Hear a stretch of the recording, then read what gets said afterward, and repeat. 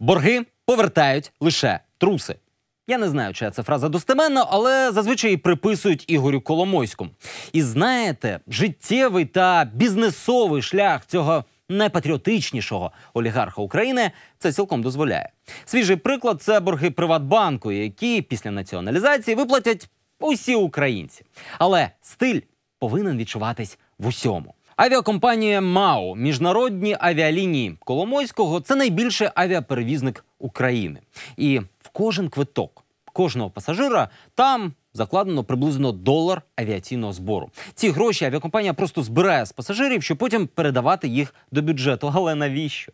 Навіщо, скажіть, віддавати борги, якщо можна зрештою отримати свого чиновника, який вам їх пробачить?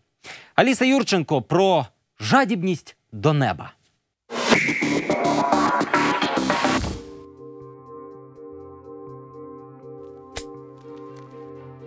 Цей борт має летіти з холодного Києва у теплий Дубай.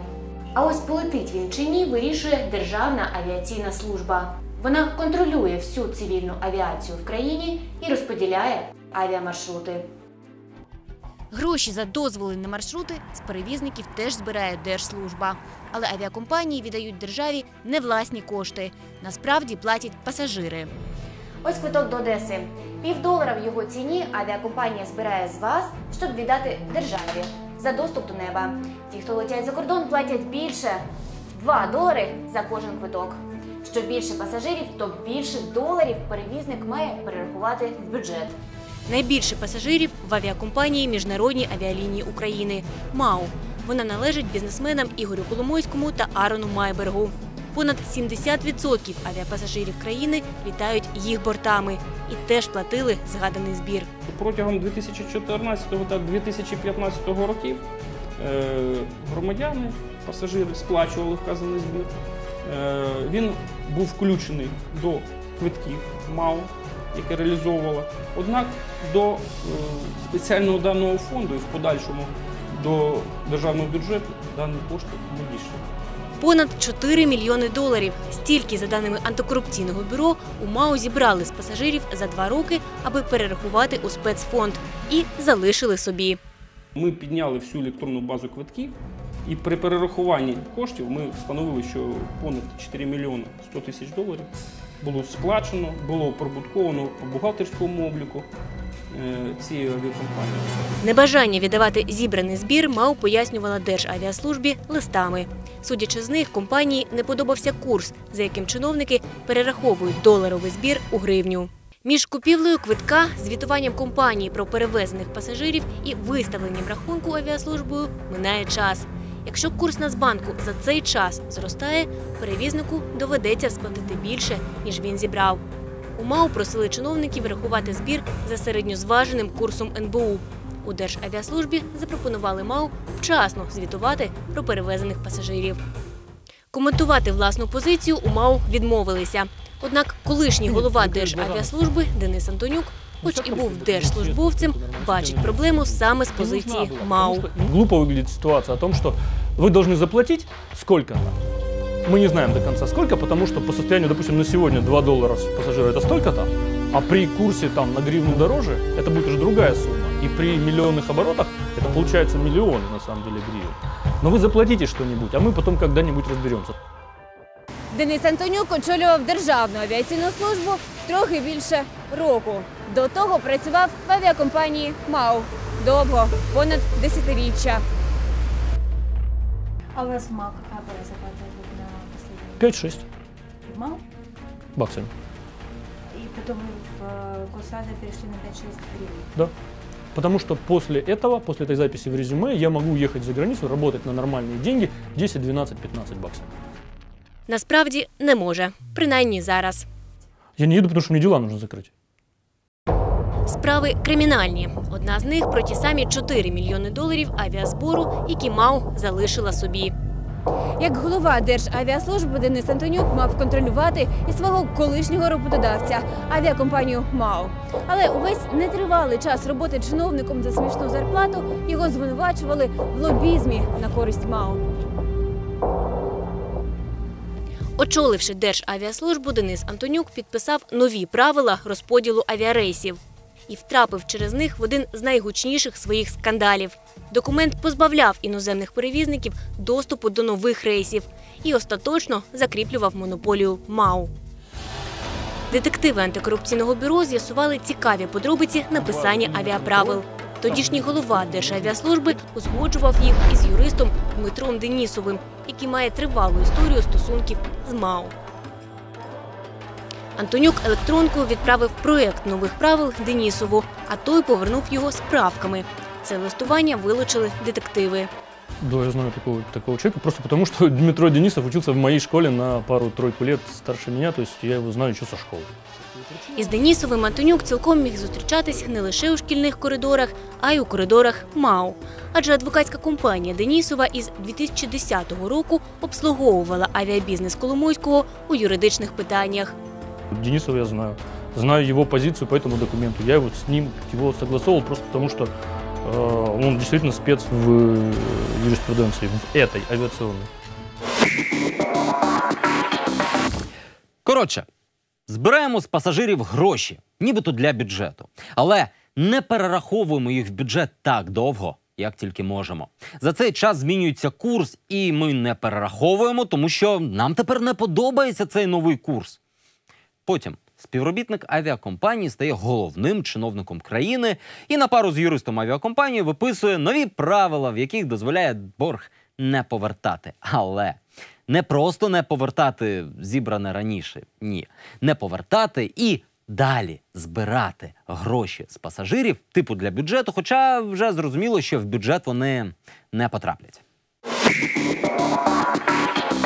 Після правок юриста МАУ документ ускладнив доступ до неба закордонним перевізникам.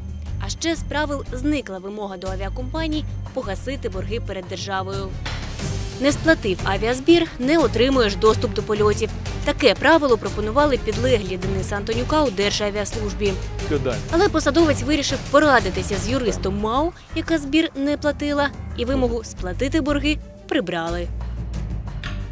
Я более чем согласен с тем, что эта правка там не нужна. Це приблизно так, якби ви на тендері не цікавилися, чи здатна компанія взагалі вам щось поставити, чи має вона борги. О, это очень правильная аналогия. Смотрите, не вешайте на нас чужую функцию. Мы можем проверить, самолеты исправные или нет. Исправные.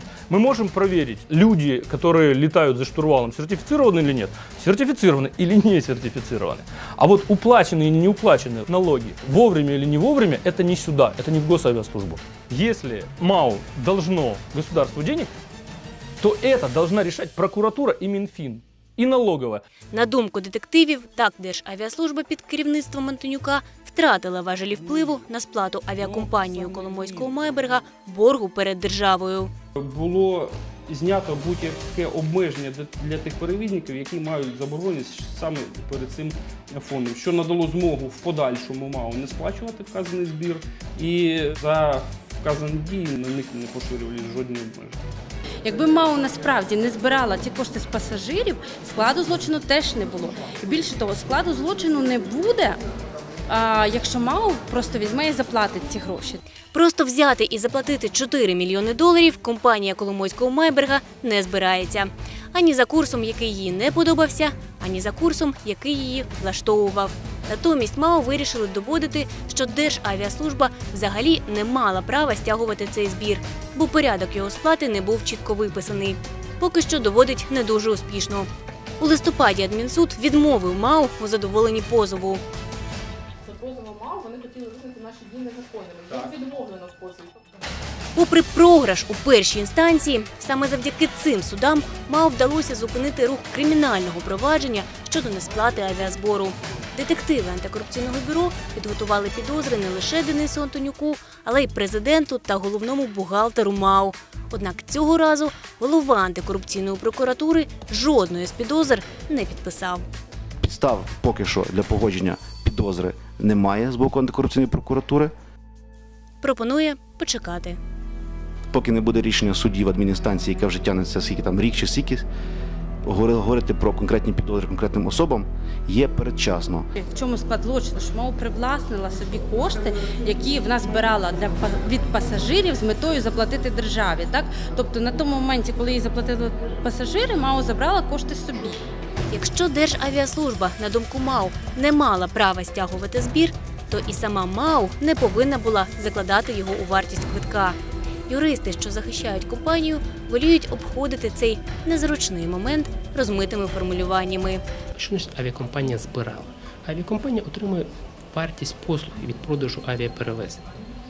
Це думка Державіаслужби, що хтось у когось щось збирав і має повернути.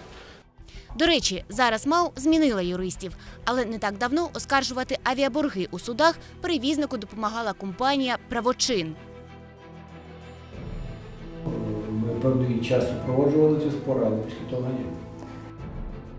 «Правочин» – компанія Дмитра Денісова, який і вніс правки в інтересах МАУ до документу Державіаслужби.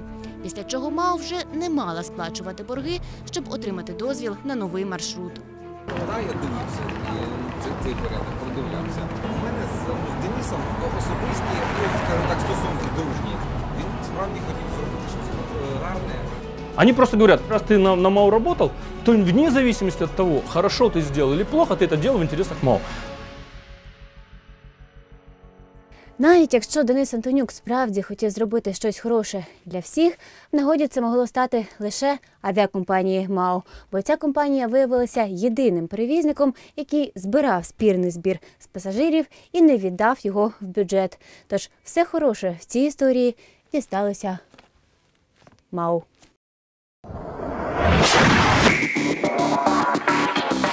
В цій справі більш за все бентежить позиція спеціалізованої антикорупційної прокуратури. Ну, передусім тому, що від Коломойського ми тут нічого хорошого і не очікуємо, а від САП ще й як. А САП якось вдарила по гальмах, посилаючись на те, що ці 150 мільйонів – це ніби і не збиток, а якщо збиток, то й ніби не зрозуміло чий.